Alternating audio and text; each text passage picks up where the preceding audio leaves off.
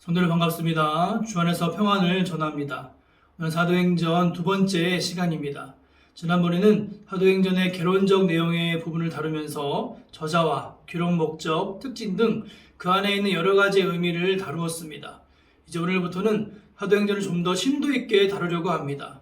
그래서 오늘 강의를 포함한 4주 동안은 사도행전을 장별로, 주제별로 세분화하여 보려고 합니다. 지난번 사도행전을 설명드리면서 사도행전의 전체를 나타내는 말씀이 있다라고 했는데 바로 사도행전 1장 8절 말씀입니다. 지난번 강의를 한번 복습해보면 오직 성령이 너에게 임하시면 너희가 권능을 받고 예루살렘과 온 유대와 사마리아와 땅끝까지 이르러 내 증인이 되리라 하시니라, 이 말씀입니다. 처음에 오직 성령이 너에게 임하시면 너희가 권능을 받고 예루살렘과까지의 부분은 사도행전 1장부터 7장까지의 내용에 해당됩니다. 그리고 온 유대와 사마리아와 이 부분은 8장부터 12장까지, 다음으로 땅끝까지 이르러 내 증인이 되리라 하시니라는 13장부터 28장 마지막까지의 말씀이 해당됩니다. 특히 13장부터 28장의 부분은 바울의 1차부터 3차까지의 전도여행과 로마 여행이 담겨있는 부분이기에 또한 긴 부분이 되기 때문에 두 번으로 나누어 진행하려고 합니다. 도합 총 4번의 강의로 사도행전 강의를 진행하도록 하겠습니다. 오늘은 사도행전 1장부터 7장까지의 말씀인 예루살렘의 초대교회 설립과 더불어 예루살렘 교회의 확장에 대해서 나누려고 합니다. 강의를 시작하기 전에 언제나처럼 강의 가운데 여러 말씀을 함께 찾아볼 것이기에 성경책을 가지고 함께 찾아보시면서 강의를 들으시면 더 유익하리라 생각이 됩니다. 그럼 강의를 시작하겠습니다. 사도행전은 지난번 말씀드린 것 같이 예수 그리스도의 부활과 승천 이후 최초 30년간의 기독교의 역사에 관한 기록입니다. 사도행전은 예수 그리스도의 지상 사역을 다루는 사복음서들과 연속 선상에서 제시되고 있으며 시초적으로는 누가복음의 연작으로서 누가복음의 소편이라고 볼 수 있습니다. 그래서 사도행전 1장 처음을 보시면 1장 1절과 2절에 데오빌로여 내가 먼저 쓴 글에는 우리 예수께서 행하시며 가르치시기를 시작하신부터 그가 택하신 사도들에게 성령을 명하시고 승천하시는 날까지 이를 기록하였다라고 말합니다. 여기서 내가 쓴 글은 바로 누가복음을 의미합니다. 지금 저자 누가는 앞서 누가복음의 내용을 정리하면서 새로운 이야기를 연결하여 시작하고 있습니다. 그리고 3절부터 11절까지는 예수 그리스도의 부활의 승천까지의 약 40일간의 예수님의 행적을 회고 형식으로 기록하고 있습니다. 예수님께서는 부활 이후 승천하시기까지 대략 40일 동안 제자들에게 나타나셔서 하나님 나라의 일을 가르치시고 특별히는 성령 강림과 또한 그 약속에 대한 온 세계를 대상으로 하는 지상 대명령을 주십니다. 근데 여기서 저희가 주목해야 할 부분이 있다면 부활하신 예수께서 40일간 제자들을 가르치신 그 주제가 바로 하나님의 나라라는 것에 있습니다.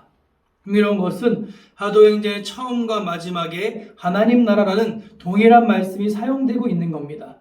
1장 3절에 하나님의 나라가 나오며 사도행전의 마지막 28장 31절에도 하나님의 나라라는 단어가 등장합니다. 이렇듯 사도행전의 기록이 하나님의 나라라는 그 단어에서 시작되고 또 끝나고 있는 것은 결코 우연이 아닙니다. 이는 사도행전의 전개 방향 곧 더 나아가 신약시대의 구속사의 방향이 고 하나님 나라의 복음의 확장이라는 것을 강력히 시사해 주는 것을 저희는 알 수 있습니다. 예수 그리스도의 초림으로 이 땅에는 이미 하나님 나라가 도래하였으며 강력히 확장되고 있었습니다. 그러나 엄밀히 말해 예수님 시대의 하나님 나라의 복음은 특별한 예외적인 경우를 제외하고는 아직 지리적으로는 팔레스타인을 또한 민족적으로는 이스라엘 민족이라고 하는 울타리를 벗어나지 못하고 있었습니다. 예수님께서도 자신의 말씀에서 자신의 오신 목적이 이스라엘의 잃어버린 양을 찾아 구원하기 위함이라고 밝히신 바 있습니다. 그러나 예수께서 십자가 순환을 통해 인류 구속 사역을 성취하신 이후에는 상황이 달라졌습니다. 하나님 나라의 복음은 팔레스타인 지경과 이스라엘 민족의 한계를 뛰어넘어 지구상의 모든 민족과 모든 백성들에게 전파되어야만 했습니다. 그리고 그 사역은 바로 제자들이 수행해야 할 지상 과제였던 것입니다. 그런데 말씀을 보면 예수님의 부활 이후에도 제자들은 여전히 하나님의 나라의 개념을 올바로 이해하지 못하고 있었습니다. 예수님께서 성령 강림을 약속하시면서 예루살렘에서 그것을 대망하며 기다리라고 명하셨을 때 제자들은 그것이 곧 이스라엘 민족의 회복을 염두에 두고 하시는 말씀으로만 오해하고 있었습니다. 이에 대해 예수님께서는 지상명령인 성교명령인 1장 8절 말씀으로 대답을 대신하셨습니다. 그 주께서는 이스라엘 나라의 회복을 부인하시진 않았지만 하나님의 나라의 완성은 이스라엘 나라의 회복과는 다른 차원의 것으로서 예루살렘과 유대와 사마리아를 넘어 땅끝까지 확장되어 감으로써 이루어지는 차원의 것임을 명백히 하신 것입니다. 그리고 선교 지상 명령을 주신 이후 예수님께서는 제자들을 보는 가운데 승천하십니다. 이제 다음으로 1장 12절부터는 예수님의 승천 이후에 제자들의 활동이 주도적으로 보이기 시작합니다. 이는 본서의 도입부라 할 수 있는 1장 전반부의 내용 이후 사도행전의 내용이 본격적으로 전개되기 시작하는 부분이라고 할 수 있습니다. 그리고 그 내용은 오순절 성령 강림 사건을 중심으로 예루살렘 초대교회가 설립되는 장면을 보도하고 있습니다. 이 내용을 좀 문단별로 좀 자세히 살펴보면 1장 12절부터 26절의 두 문단은 주님의 명령에 따라 성령 강림을 대망하며 합심 기도하는 제자들의 모습이 우선 제시되고 있으며 그 과정에서 가룟 유다를 대신할 새 사도 마띠아를 선출하는 과정을 보도합니다. 가룟 유다의 배신은 제자들의 가슴에 해결되지 않는 혼란과 의문으로 자리 잡고 있었습니다. 그것은 어째서 주께서 친히 택하신 사도가 자기들의 무리를 떠나 배반과 죽음의 길로 가게 되었는가에 대한 부분이었습니다. 그렇기 때문에 새로운 신약 공동체가 형성되기 위해서는 이 문제에 관련된 의문이 해결되어야만 했습니다. 이에 베드로는 시편을 근거로 가룟 유다의 배반이 성경 예언이 성취된 사건임을 설명하고 또한 성경의 예언대로 유다를 대신하여 사도의 직분을 대신할 새 사도의 선출을 제안하였습니다. 그리하여 마띠아가 새로운 사도로 선출됩니다. 이제 사도행전 2장부터 41절까지는 또한 오순절 성령 강림이라는 역사의 사건이 보도됩니다. 이게 잘 아시겠지만 제자들이 모여 기도하는 곳에 하늘로부터 급하고 강한 바람 같은 소리가 내려와 온 집에 가득하고 불의 혀 같은 것이 각 사람 위에 머물렀으며 모인 무리 전원이 성령의 충만함을 받아 다른 방언으로 말하게 되는 일이 일어납니다. 이어 2장 5절부터 13절에서는 성령의 충만함을 받은 제자들이 다른 방언, 곧 자기 나라 말이 아닌 세계 각국의 방언으로 하나님 나라를 선포하는 것에 대한 유대인들의 반응을 보도합니다. 세계 각국에 흩어진 살던 대다수 디아스포라 유다인들은 갈릴리인들이 자신들의 출신지의 언어로 말하게 되는 것을 보고 기이 여기지만 적대적인 유대인들은 이는 술에 취한 것이라고 조롱합니다. 그러자 이어서 나오는 부분은 이러한 오해를 풀기 위한 베드로의 설교가 이어집니다. 설교에서 베드로는 먼저 오순절 성령 강림의 의의를 먼저 설명합니다. 제자들이 새 방언으로 말하는 것은 술 취한 것이 아니라 구약 요엘의 예언의 성취에 따라 성령 강림으로 인한 것임을 밝히며 더 나아가 다윗의 시편에 기록된 그리스도의 구속 순환과 부활에 대한 예언을 언급한 후에 바로 유대인들이 죽인 예수가 그 예언을 성취할 그리스도 메시아이심을 선포합니다. 이렇듯 예수님이 주와 그리스도이심을 선포한 베드로가 유대인들에게 회개를 촉구하자 무려 3,000명이나 되는 그 사람들이 회개하고 세례를 받아 제자의 무리에 가입하게 됩니다. 이로써 마침내 새로운 신약 공동체인 교회가 태동되게 된 것입니다. 그리고 마지막 47절까지는 오순절 성령 강림 이후 형성된 새로운 신약 공동체인 예루살렘 초대교회의 아름답고 헌신적인 생활 모습들이 제시됩니다.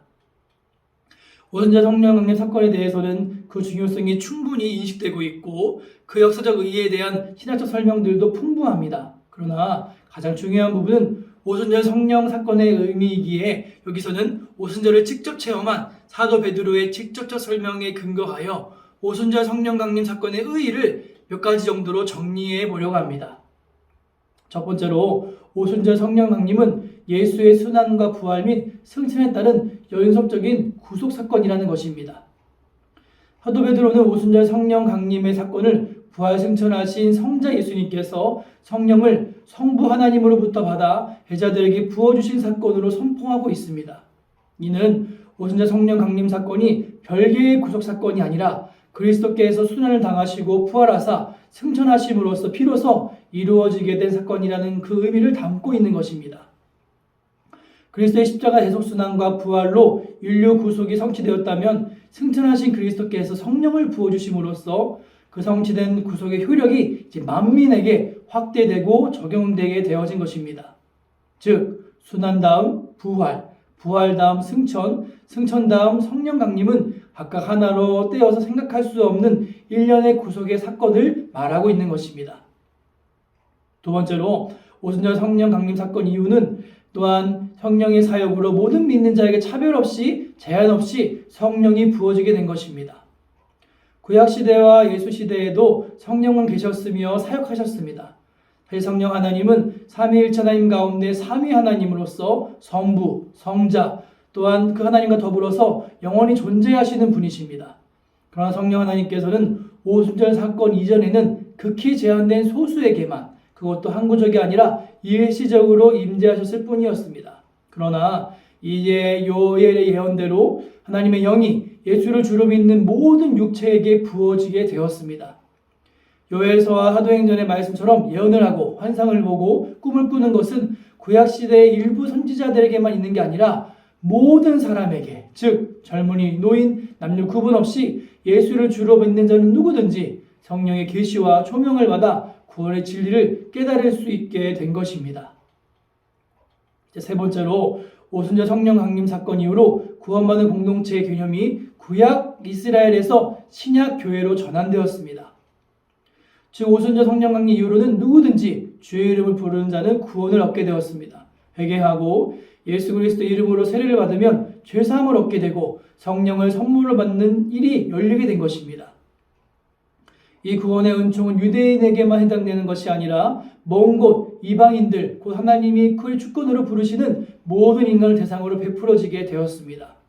실로 그리스도의 구속 사건은 인류에게 엄청난 결과를 야기시켰으며 하나님의 신인 성령이 우리와 같이 육체를 가진 인간에게 차별 없이 부어진다는 것은 지금 엄청난 은혜의 시대라는 것을 말해주고 있다고 할 수 있습니다. 그리고 놀라운 것은 이 귀한 사역과 이 일이 하나님이 세우신 교회로 인해 가능케 되었다는 것입니다.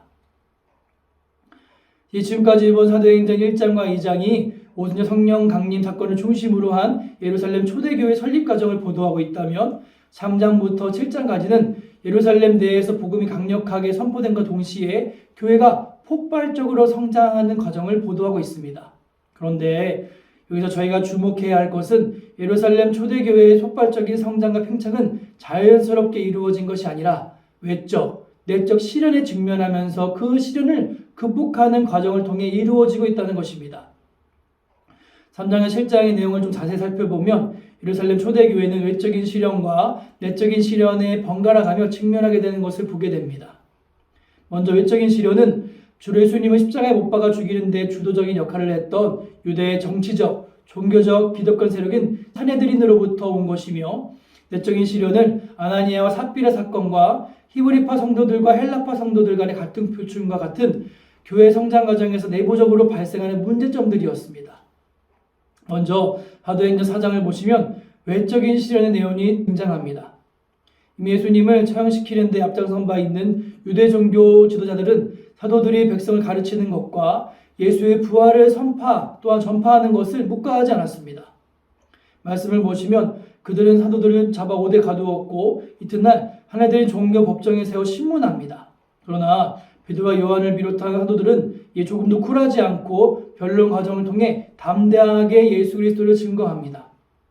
그래서 사내들이는 결국 안전뱅이 치유 사건이 너무나 명백한 사건이며 또 그 사건을 통해 하나님께 영광 돌리는 백성들의 시선을 의식해서 사도들을 달리 처벌하지 못합니다. 다만 예수의 이름을 더 이상 전하지 못하도록 위협을 가할 뿐이었습니다. 그리고 다음으로는 4장 중반과 후반부는 사도들의 석방 사건에 즈음한 교회의 모습을 두 가지 측면에서 제시합니다. 먼저 석방된 사도들로부터 그간의 전후 사건에 대한 소식을 접한 예루살렘 교회는 온 성도들이 일심으로 기도합니다. 기도의 내용은 만유의 주제이신 하나님을 찬양하는 것과 세상의 핍박에도 불구하고 교회가 하나님의 말씀을 전파할 수 있게 해주시라는 것, 또 주 예수의 이름으로 치유를 비롯한 표적과 기사가 이루어지게 해달라는 그러한 간구였습니다. 즉 예루살렘 교회는 핍박 속에서도 하나님을 찬양하며 교회가 예수의 복음을 전하는 사명을 수행할 수 있기를 위해 기도한 것입니다. 이 기도 후 모인 무리들은 성령으로 충만하여 담대히 하나님의 말씀을 계속해 전파하였습니다. 그리고 마지막 부분은 초대교회 성도들이 은혜가 충만한 가운데 서로 물건을 통용하는 아름다운 공동체의 모습을 전합니다. 다음으로 5장은 예루살렘 초대교회에 나타난 두 가지 내적인 신앙에 대해서 나옵니다. 첫 번째는 아나니아와 삽비라 사건인데, 정리해보면 예루살렘 초대교회는 하나님의 큰 은혜 가운데에서 성도들이 또 서로 물건을 나누는 아름다운 공동체를 형성하고 있었습니다. 밭과 집이 있는 자는 그 소유를 팔아 교회 앞에 바침으로써 교회 내에 핍절한 자, 가난한 자가 없었습니다. 바나바 같은 사람은 이 같은 모범적인 구제로서 교회에 큰 덕을 세웠습니다. 이런 와중에 아나니아와 삽비라 부부 역시 그 소유를 팔아 헌금했습니다.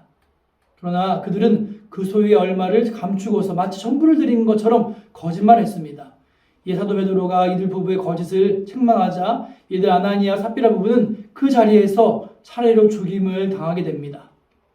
근데 여기서 저희가 이 사건을 제대로 이해하지 못하면 자칫 하나님께서 아나니아 삽비라 부부를 똑하게 심판한 것이 아닌가 하는 의문을 갖기 쉽습니다. 또한 그 과정이 어쨌든 교회를 위해 봉사하는 두 사람이 갑작스럽게 죽임을 당했다는 것은 성도들에게 큰 혼란을 줄 수도 있는 일이었습니다. 그러나 하나님께서 이 사건을 엄격히 다루신 데에는 그만한 이유가 있었는데, 이 사건은 바로 사단의 역사에 의한 것이었기 때문이었습니다. 사단은 복음의 전진기지가 될 교회 내부에 틈타서 교회를 약화시키려 하였습니다. 아나니아 삽비라 부부는 특히 바나바의 경우를 의식하여서 교회 내 봉사로서 이름을 내고 싶은 공명심이 있었으며, 사단은 이들 부부의 공명심을 이용하여 교회 내 시기와 분열과 거짓의 독소를 퍼뜨림으로써 교회 순수성과 일치를 깨뜨리려 했던 것입니다. 만약 하나님께서 이 사건을 그냥 방치하셨다면 교회 성도들의 봉사의 동기가 순수한 사랑이 아닌 불순한 자만심으로 변질될 위험이 있었습니다. 더욱이 시기적으로 예루살렘 교회는 이제 막 뿌리를 내리고 한창 자라가는 시기였습니다. 이때 사단이 뿌린 죄의 독소가 교회에 퍼진다면 교회는 이 땅에 하나님의 구속의 뜻을 성취하기 위한 대리적 기관으로서의 그 기능을 상실할 위험이 있었던 것입니다. 그래서 하나님께서는 하나님의 음모로부터 교회의 순수성을 지키기 위해, 보호하기 위해 하나님의 하수인이 되어 성령과 교회를 기반한 아나니아 삽비라 부부를 엄격히 심판하신 것입니다. 그렇다면 이 사건은 어떤 결과를 가져오게 되었는가? 바로 온 교회에 하나님께 대한 큰 두려움이 임하게 되었습니다. 그 하나님이 살아계셔서 친히 교회를 감찰하신다는 인식이 온 성도들의 마음에 깊이 각인된 것입니다. 우리는 여기서 중요한 교훈을 얻을 수 있습니다. 그것은 바로 교회가 능력 있는 교회가 되기 위해서는 내적 순결을 유지해야 한다는 것입니다. 이제 다음으로 6장은 예루살렘 교회의 두 번째 내적인 시련인 헬라파 성도들과 히브리파 성도들과의 갈등이 나옵니다. 말씀에 설명된 것처럼 이 두 무리의 갈등의 원인은 구제 문제로 헬라파 유대인들의 과부들이 매일의 구제에 빠지는 것을 알고 히브리파 사람들을 원망하여 시작된 것이었습니다. 이것은 예루살렘 교회의 구제가 불평등하게 시행되었다는 것을 시사하며 동시에 사랑으로 서로 돕고 섬기는 공동체에 균열의 조짐이 발생했다는 것을 말해준다고 할 수 있습니다. 그런데 이 중요한 것은 사도들이 이 문제에 지혜로운 결정을 내린 것입니다.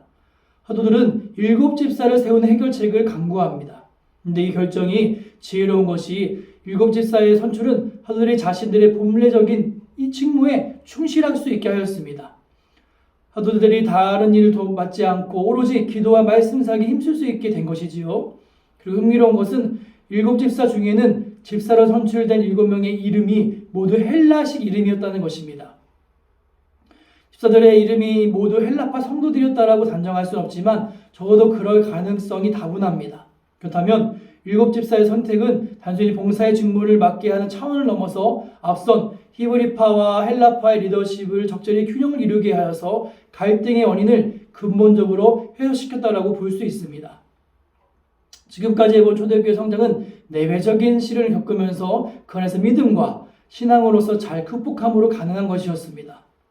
이처럼 사도행전에 나타나는 초대교회의 모습은 모든 시대, 모든 교회의 모범이 된다라고 생각합니다. 특별히 현재를 살아가는 저희와 저희 교회 가운데 가져야 할 생각과 목적과 목표를 바로 세워주는 것을 이 초대교회의 역사 가운데 볼 수 있고 느낄 수 있는 것입니다. 오늘 강의는 사도행전 파트 1으로 예루살렘 교회 태동과 성장에 대해서 설명을 드렸습니다. 다음 강의는 이제 예루살렘을 넘어서 온 유대와 사마리아까지 확장되는 복음 전파에 대해서 또 그 속에 나타나는 여러 사건들을 다루는 강의로 진행하도록 하겠습니다. 아무쪼록 이번 한 주도 주와 동행하며 승리하는 그런 성도분들 되시기를 소망합니다. 다음 주에 뵙겠습니다. 감사합니다.